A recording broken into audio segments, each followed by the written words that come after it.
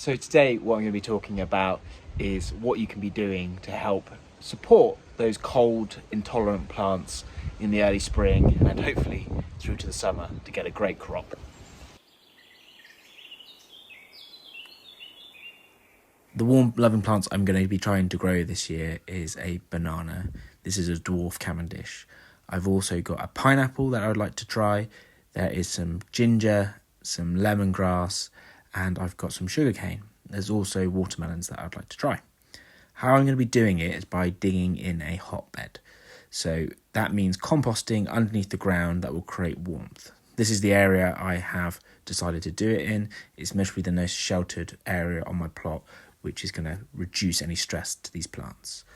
First step is going to be de-weeding and digging out a big hole. So just making sure I get rid of all the worst of the weeds so that they won't compete, and then slowly digging out, turning and creating a good sized hole. When making the hole, we want it to be as deep as possible. I personally went down until it reached the clay. This was about 70 to 80 centimetres, but you can dig down as far as you can. Next step will be filling it with all the composting material. I'm going to be layering mine up to fill the hole and then adding the soil back on top. I'm going to be using coffee grounds, food scraps and leaves, and I've got some biochar to add in as well. First step is adding the coffee grounds. This is a great source of nitrogen and other trace minerals. On top of this, at the deepest layer, the food scraps. I found if you don't dig them into the very bottom of your pit, they will be dug up and spread all over your allotment or garden. Next, just going to add everything, incorporate it. This is just going to help everything break down nice and evenly. Next, we're going to be adding the biochar. This will help suck up all that nutrients that will be developing and not make sure it's not leached into the soil.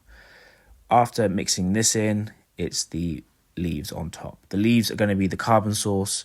The carbon's going to create a nice black soil and retain moisture. Just a little mix in to make sure it all can work. The worms and the soil organism will do this, and then going to do another layer. So again, coffee grounds, making sure we mix as we go, then some biochar, and on top of the biochar I'm going to be putting another food scraps. These are all my charred plants that have gone over, and I'm going to be planting some new, so they're going to go on top. Another bag of leaves, followed by the last bit of coffee grounds. After it's all mixed, just going to be putting the topsoil back over. This will just make sure everything is nice and insulated, and it will give a nice zone for the plants to grow. Came back a few days later and the temperature is up to 20 degrees. So it's starting to work. It's increasing the soil temperature nicely. For reference, the other soil just to the side of it was only at 10 degrees. So we've doubled that. So that's fantastic. To finish it all off, I have put cardboard to suppress weeds, and I'm going to be growing in the cold frame to add an extra layer of protection. So those ones there are going to be for the watermelons. I'm going to be doing a few more closer to time when they can heat up and keep the soil warm when I'm planting. Particularly for the bananas and the sugarcane, I want them done later. Normally with what I'm putting in, I'm expecting about 6 to 8 weeks of warmth, but hopefully we might get a bit more, but we'll have to wait and see, and I'll feed back and follow along if you want to see how it goes.